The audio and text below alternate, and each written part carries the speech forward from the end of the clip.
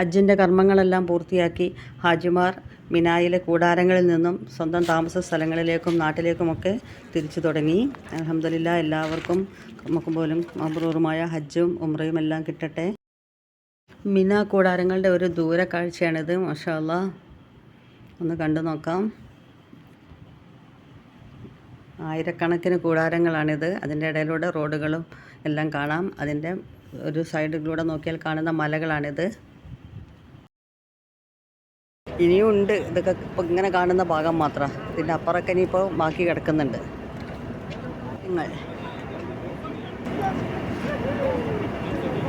ചുറ്റുഭാഗവും മലകളാണ് കാണുന്നത്. വലിയ വലിയ മലകളാണ് ചുറ്റുഭാഗം. അതുകൊണ്ട് അതിൻ്റെ താഴ്വരയാണിത്. 4 ഭാഗം നോക്കിയാലും മലകളാണ്.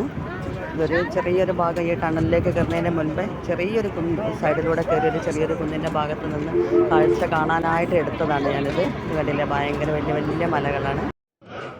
ഇത് രാത്രി വാഹനത്തിലൂടെ പോകുമ്പോൾ കണ്ട ഒരു കാഴ്ചയാണിത്. മാഷാ അല്ലാഹ്, റോഡിൻ്റെ സൈഡിൽ കണ്ട ടെൻറ്റുകളാണിത്. ഒരുപാട് ടെൻറ്റുകൾ ഇതിൻ്റെ ചുറ്റുഭാഗത്തും പല ഭാഗങ്ങളിലായിട്ട് കിടക്കുന്നുണ്ട്. ഇതൊരു ചെറിയ ഭാഗം മാത്രമേ ഉള്ളൂ.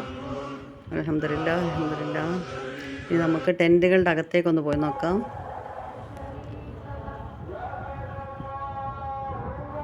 ലബ്ബൈക്ക് ചെല്ലുകയാണ് എല്ലാവരും കൂടി ഇരുന്നിട്ട്.